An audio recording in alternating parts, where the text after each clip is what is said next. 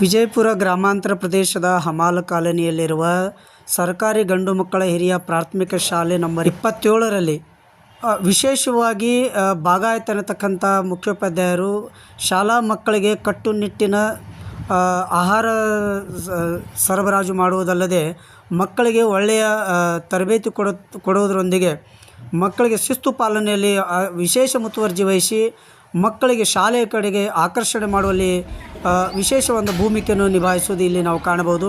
ಆದರೆ ಶಾಲಾ ಕೊಠಡಿಗಳ ಸ್ವಚ್ಛತೆ ಮತ್ತು ಶಾಲೆಯಲ್ಲಿ ಗಿಡ ಮರಗಳನ್ನು ನೆಡುವುದು ಮತ್ತು ಶಾಲಾ ಸ್ವಚ್ಛತೆಯ ಜೊತೆಗೆ ಶಾಲೆಯಲ್ಲಿ ಕಲಿ ನಲಿ ಅನ್ನತಕ್ಕಂಥ ಒಂದು ಕೋಣೆಯನ್ನು ಕೂಡ ಅತಿ ಸುಂದರವಾಗಿ ಚಿತ್ರಿಸಿ ಮಕ್ಕಳಿಗೆ ಜ್ಞಾನ ಕೊಡುವುದರಲ್ಲಿ ಮಹತ್ವದ ಮುತುವರ್ಜಿ ವಹಿಸಿರುವುದು ಇದೊಂದು ಮಾದರಿ ಎಂದು ಹೇಳಬಹುದು.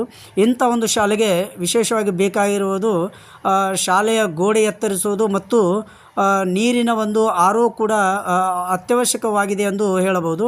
ಅದರಂತೆ ಇಲ್ಲಿ ಮುಖ್ಯೋಪಾಧ್ಯಾಯರು ಬಾಗಾಯತವರು ತಿಳಿಸಿರುವುದೇನೆಂದರೆ ಶಾಲೆಯಲ್ಲಿ ಇನ್ನಿತರ ಅಹಿತಕರ ಚಟುವಟಿಕೆಗಳು ನಡೀತಾವೆ. ಅಲ್ಲಿ ಇರತಕ್ಕಂಥ ಒಂದು ಹಳೆಯ ಟಾಕಿ ಇದೆ, ನೀರಿನ ಟಾಕಿ, ಅದನ್ನು ಧ್ವಂಸ ಮಾಡಿ ಅಲ್ಲಿ ಸರ್ಕಾರದವರು ಒಂದು ವಿಶೇಷ ಕಟ್ಟಡವನ್ನು ಕಟ್ಟಿ ಶಾಲೆಗೆ ಬಂದೋಬಸ್ತು ಮಾಡಿ ಆ ಶಾಲೆಯ ಕೊಠಡಿಗಳು ಹೆಚ್ಚಿಸುವುದರಲ್ಲಿ ಮಕ್ಕಳನ್ನು ಇನ್ನೂ ಹೆಚ್ಚಿನ ಸಂಖ್ಯೆಯಲ್ಲಿ ಶಾಲೆಗೆ ಬರುವಂತೆ ಮಾಡಲು ಅವರು ನಿರ್ಧರಿಸಿರುವುದು ಒಂದು ವಿಶೇಷವಾಗಿದೆ. ನನ್ನ ಹೆಸರು ಅಲ್ತಾಫ್ ಹುಸೇನ್ ಕಾಸಿಂ ಸಾಬ್ ಬಾಗಾಯತ್. ಈ ಶಾಲೆಯ ಮುಖ್ಯ ಶಿಕ್ಷಕನಾಗಿ ದಿನಾಂಕ 8/4/2023 ಹಾಜರಾದ ಈ ಶಾಲೆಗೆ ನಾನು ಪೂರ್ವ ಚರ್ಚನದಲ್ಲಿ ಕೆಲಸ ಮಾಡ್ತಿದ್ದೆ. ಈ ಶಾಲೆಗೆ ಬಂದಾಗ ನನಗೆ ಸೂಚನೆ ಸಂಗತಿ ಕೆಲವು ಬಾಳಿದ್ದು, ಬಟ್ ನಾನು ಶಾಲೆಗೆ ಬಂದು ನನ್ನ ವೈಯಕ್ತಿಕ ಹಿರಿದಾದ ಆಶೆಯೊಂದಿಗೆ ಸುಮಾರು 25 ಗಿಡಗಳನ್ನು ಹೆಚ್ಚಿದ್ದೇನೆ. ಕಾರಣ ಒಂದೇ, ನಮ್ಮ ಕೈಯಲ್ಲಿ ಬಡ ಮಕ್ಕಳಿದ್ದಾರೆ. ಇಲ್ಲಿ ಬರುವಲ್ಲ ಈ ಏನು ಹಮಾಲ್ ಕಾಲನಿ ಅಂತ ಕರಿತೀವಿ, ಇದು ಕಾಯಕ ನಗರ. ಇಲ್ಲಿ ಯಾವ ಪಾಲಕರು ಸಿಗುವುದಿಲ್ಲ ನಮಗೆ. ಅವ್ರು ಬೆಳಗ್ಗೆ ಹೋಗ್ಬಿಡ್ತಾರೆ ಕೆಲಸಕ್ಕೆ. ಅಂಥ ಮಕ್ಕಳಿಗೆ ನಾವು ಉತ್ತಮವಾದ ಶಿಕ್ಷಣ ಕೊಡುವಂಥ ದೃಷ್ಟಿಕೋನದಲ್ಲಿ ಇಟ್ಕೊಂಡು ನಾನು ಮಕ್ಕಳಿಗೆ ಉತ್ತಮ ಶಿಕ್ಷಣ ಹಾಗೂ ಉತ್ತಮ ಊಟದಲ್ಲಂತೂ ಯಾವುದೇ ಕಾಲಕ್ಕೆ ನಾನು ಕಾಂಪ್ರಮೈಸ್ ಯಾರ ಜೊತೆಗೂ ಇಲ್ಲ, ಆಗುವುದಿಲ್ಲ ನನಗೆ. ಇದು ನನ್ನ ಅನುಭವದ ಮಾತು. ಆ ಶೇಖರಣೆಗೆ ಇಲ್ಲಿ ಏನೂ ಇರಲಿಲ್ಲ. ಇವತ್ತು ತಮ್ಮಂದೆ ಕಾಣಬಹುದು ಈ ಡಬ್ಬಿಗಳಿದ್ದಾವಲ್ಲ, ಈ ಶೇಖರಣೆಗೆ ನಾನೇ ಬಂದು ಮಾಡಿದ್ದು. ಇದು ಇಲಾಖೆ ಅನುದಾನದಲ್ಲ. ನನಗೆ ಎಲ್ಲೆಲ್ಲೇ ಅನುದಾನ ಉಳಿತಿದೆ ಆ ಉಳಿದ ಅನುದಾನವೂ ಸಹ ನಾನು ಶಾಲೆಗೆ ಬಳಸ್ತೀನಿ. ಇದರ ಜೊತೆಗೆ ನಾನು ಪ್ರತಿ ತಿಂಗಳ ನನ್ನ ಸಂಬಳದ 2% ನಾನು ಶಾಲೆಗೆ ಖರ್ಚು ಮಾಡ್ತೀನಿ. ಕಾರಣ, ಈ ಬಡ ಮಕ್ಕಳು ನನಗೆ ಅನ್ನ ಕೊಟ್ಟಿದ್ದಾರೆ.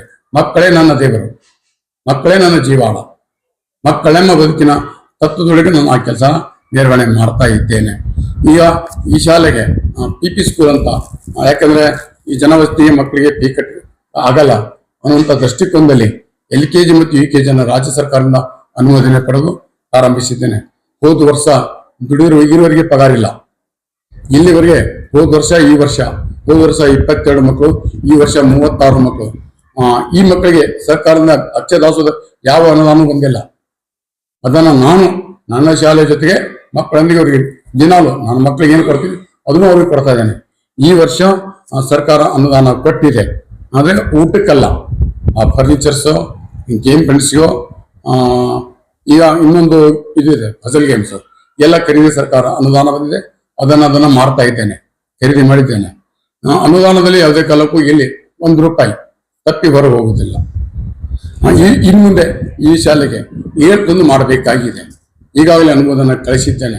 ಯಾಕೆ ಏರ್ತನ ಮಾಡ್ಬೇಕಂತ ನನ್ನ ತಲೆಯಲ್ಲಿ ಇದೆ ಅಂದ್ರೆ, ನಮ್ಮ ಶಾಲೆಗೆ 7ನೇ ವರ್ಗದಲ್ಲಿ 42 ಮಕ್ಕಳು ಇದ್ದು 29 ಮಕ್ಕಳಿಗೆ ಹೆಣ್ಣು ಮಕ್ಕಳಿದ್ದಾರೆ. ಆ ಹೆಣ್ಣು ಮಕ್ಕಳಿಗೆ ದೂರ ಹೋಗಕ್ಕೆ ಬೇಡ ಅನ್ನುವಂಥ ದೃಷ್ಟಿಕೋನದಲ್ಲಿ ಲಾಸ್ಟ್ ಇಯರ್ ನಾನು ಅಪ್ರೂವಲ್ ಹಾಕಿದ್ದೆ, ಬಟ್ ಲಾಸ್ಟ್ ಇಯರ್ ಆಗಿಲ್ಲ. ಈ ವರ್ಷ ಆಗಬೇಕಂತ ಆಸೆ ನನ್ನದಿದೆ. ನನ್ನ ಮೇಲಾಧಿಕಾರಿಗಳ ಜೊತೆ ನಾನು ಚರ್ಚೆ ಮಾಡಿದ್ದೇನೆ. ಆ ಅನುಮೋದನೆಗಾಗಿ ಅವರ ಜೊತೆಲಿ ನಾನು ಚಿಂತಿಸಿದ್ದೇನೆ. ನೆಕ್ಸ್ಟ್ ಇಯರ್ ಇಲ್ಲೇ ಏರ್ತ್ ಮಾಡಬೇಕಂತ ಒಂದು ನನ್ನ ಹಿರಿಯದ ಆಸೆ ಇದೆ.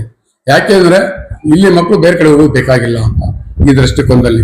ಇನ್ನೊಂದು, ನನಗೆ ಸ್ಥಳಾವಕಾಶದ ಕೊರತೆ ಇದೆ. ಇಲ್ಲಿ ಈ ರೂಮ್ಸ್ ಇಲ್ಲ. ನಾ ಇದು ರೂಮ್ನಲ್ಲೇನೆ ಅದನ್ನು ಅನುಷ್ಠಾನ ಮಾಡ್ತಾ ಇದ್ದೇನೆ. ಈ ಬೇಸಿಗೆ ನೋಡಿ ತಾವೆಲ್ಲ ಗಮನಿಸಿ, ಈಗ ಅಲ್ಲಿ ಮಕ್ಕಳು ಕೊಡಿಸ್ರೆ 1 ಲೈನ್ ಬಿಸಿ ಊಟಕ್ಕೆ ಮಕ್ಕಳಿಗೆ ಕೊಡಿಸೋಕೆ ನನ್ಗೆ ಬಹಳ ತೊಂದರೆ ಇದೆ. ಅದು ನಾನು ಗಿಡದ ಬೆಳೆ ಕೊಡಿಸ್ಬೇಕು, ಮರಗಳ ಬೆಟ್ಟದಲ್ಲಿ ಕುಡಿಸಿ ಊಟ ಮಾಡಿಸ್ಬೇಕು. ಒಂದ್ ಕಡೆ ಊಟ ಕೊಡಿಸಿ ಸಾಂಪ್ರದಾಯಿಕ ಊಟ ಕೊಡಿಸೋಕೆ ನನ್ಗೆ ತೊಂದರೆ ಇದೆ. ಇಷ್ಟು ನನ್ನ ವಿಚಾರಗಳಿವೆ. ಅದ್ರ ಜೊತೆ ಮಕ್ಕಳ ಕಲಿಕೆಗಾಗಿ ನಾವು ವಾರಕ್ಕೆ 1 ಟೆಸ್ಟ್ ತಗೊಳ್ಳೋದು.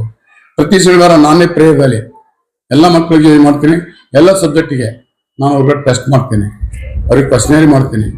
ಇದು ನನ್ನ ಕಾರ್ಯವೈಖರಿ. ಈ ಮುಂಬರುವ ದಿನಗಳಲ್ಲಿ ಮಕ್ಕಳಿಗೆ ಗಾರ್ಡನ್ ವ್ಯವಸ್ಥೆ ಅಂದ್ರೆ ಅದು ಜಸ್ಟ್ ಬರ್ತಲ್ಲ ಅದಕ್ಕೆ ಏನಾದ್ರು ಸರ್ ಇಟ್ಕೊಂಡಿವಿ ಸರ್. ಮುನ್ಸಿಪಾಲಿಟಿ ಜೊತೆಗೆ ಕಾರ್ಪೊರೇಟರ್ ಜೊತೆಗೆ ಮಾತಾಡಿದ್ದೇನೆ, ಗಾರ್ಡನ್ ಮಾಡಿ ಕೊಡಿ ಅಂತ ಮಾತಾಡಿದ್ದೇನೆ ಸರ್. ನೀರಿನ ಆರೋ ಕುಡಿಯುವ ನೀರಿಗೆ ನಾನು ಬಂದ ಭಾಳ ತೊಂದರೆ ಇತ್ತು ಸರ್. ಈಗ ಅವ್ರು ಏನ್ ಮಾಡಿದ್ರು ಸರ್, 24 hours ವಾಟ್ಸಪ್ ಕೊಡ್ತೀನಿ ಅಂತ ಕನೆಕ್ಷನ್ ಕೊಟ್ಟಿದ್ದಾರೆ ಸರ್. ಬಟ್ ಇನ್ನೂ ಅವ್ರು ಮೀಟರ್ ಕುಡಿಸಿಲ್ಲ ಸರ್. ಅದು ನಮ್ಮ ವಾಟರ್ ಟ್ಯಾಂಕ್ ಅವ್ರ ಮಾತಾಡಿದ್ದೇನೆ ಸರ್, ಅವ್ರು ಕನೆಕ್ಷನ್ ಕೊಟ್ಟಿದ್ದಾರೆ ಸರ್, ಅದು ಮಾಡ್ಕೋತಾ ಇದ್ದೇನೆ ಸರ್. ಏನ್ ಸರ್? ಹಾ ಪೂರ್ಣವಾಗಿ ಸಂಪೂರ್ಣವಾಗಿ ತಾವು ಊಟ ಮಾಡಬಹುದು. ಈಗ ನೀವು ದಿನಾಲು ಬಂದು ಊಟ ಮಾಡಬಹುದು. ಅದರಲ್ಲಿ ಯಾವ ಕಾಲಕ್ಕೂ ಕಾಂಪ್ರಮೈಸ್ ಇಲ್ಲ. ಹೇಳಿದಲ್ಲ ನನಗೆ, ಇಲ್ಲಿ ಕೆಲವು ತಂದೆ ತಾಯಿಲ್ಲದ ಮಕ್ಕಳಿದ್ದಾರೆ, ನಾನು ಸಾಮಾನ್ಯವಾಗಿ ಚಿಂತನೆ ಮಾಡ್ತೇನೆ ಅಂತ ಮಕ್ಕಳು ಉತ್ತಮ ಊಟ ಮಾಡಬೇಕು. ಮೇ ಬಿ ತಿಂಗಳಿಗೆ 2 ತಿಂಗಳು ಮೊದಲು ಮತ್ತೆ ಸಿಹಿ ಕೊಡ್ತೀನಿ. ನಾನು ಇಲ್ಲಿ ಈ ವರ್ಷ ಕೊಟ್ಟಿಲ್ಲ, ಹಣ್ಣಂಬಲ್ ಕೊಡಬೇಕಾಗಿತ್ತು, ಈ ವರ್ಷ ಕೊಟ್ಟಿಲ್ಲ. ನಾನು ಎಂಡಿ ಕೊಡ್ತೀನಿ ಈ ವರ್ಷ ಅವರಿಗೆ. ನಾ ಪ್ರತಿ ವರ್ಷ 2 ಸಲ ನಾನು ಸ್ವಂತ ಕೈಲಿ ಹಣ್ಣಂಬಲ್ ಕೊಡ್ತೀನಿ ಅವರಿಗೆ. ಪಾಲಕರಿಗೆ ಈ ಶಾಲೆಗೆ ಬನ್ನಿ, ತಮ್ಮ ಸಲಹೆಗಳನ್ನ ಕೊಡಿ, ತಮ್ಮ ಮಕ್ಕಳ ಭವಿಷ್ಯದ ಬಗ್ಗೆ ಚಿಂತನೆ ಮಾಡಿ. ನಾನು ಕರೆದ್ರು ಬರಲ್ಲ, ನನ್ನ ಒಂದು ಆಸೆ ಇದೆ, ಒಂದು ದಿನ ಅವರು ಇಲ್ಲಿಯ ಪಾಲಕರು 100 ಜನ ವಿದ್ಯಾರ್ಥಿಗಳ ಪಾಲಕರು, ಬೇರೆಯವ್ರು ಬೇಕಾಗಿಲ್ಲ. ನನಗೆ ವಿದ್ಯಾರ್ಥಿಗಳ ತಂದೆ ತಾಯಿ ಬಂದು ನಮ್ಮ ಮುಂದೆ ಕೂತ್ಕೋಬೇಕು, ಅವರು ತಮ್ಮ ಮಕ್ಕಳ ಭವಿಷ್ಯದ ಬಗ್ಗೆ ಮಾತಾಡ್ಬೇಕು ನಮ್ಮ ಜೊತೆಗೆ.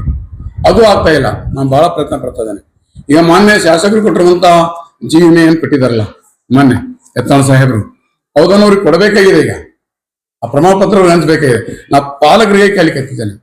ನಾ ಕೊನೆ ಏನ್ ಮಾಡಿದ್ದೇನೆ, 1 ರಿಂದ 4 ಒಮ್ಮೆ ಕರೀರಿ, 5-6 ಒಮ್ಮೆ ಕರೆಯೋಣ, 7 ಒಮ್ಮೆ ಕರೆಯೋಣ, ಈ ಡಿಸೈನ್ ಹಾಕೊಟ್ಟಿದ್ದೇನೆ.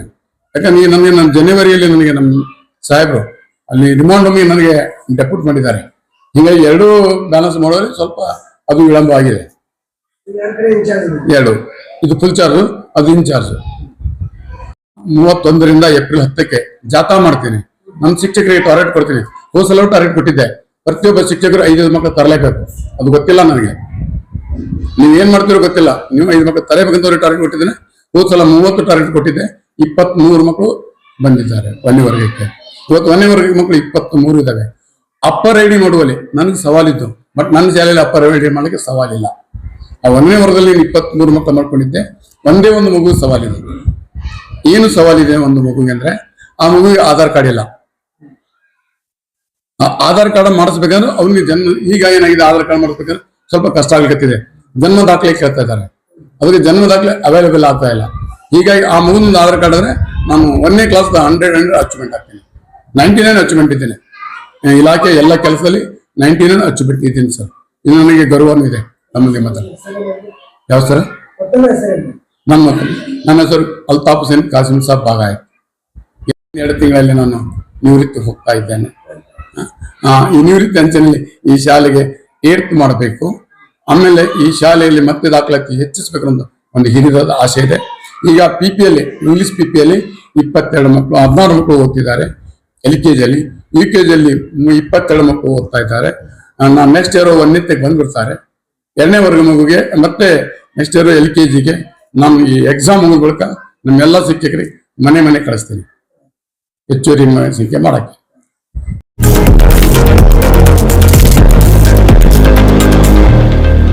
लेटेस्ट न्यूज अपडेट्स के लिए YouTube एक्सप्रेस को सब्सक्राइब कीजिए, साथ में बेल आइकॉन को भी क्लिक कीजिए। साथ ही साथ लाइक, शेयर और कमेंट करना ना भूलिए।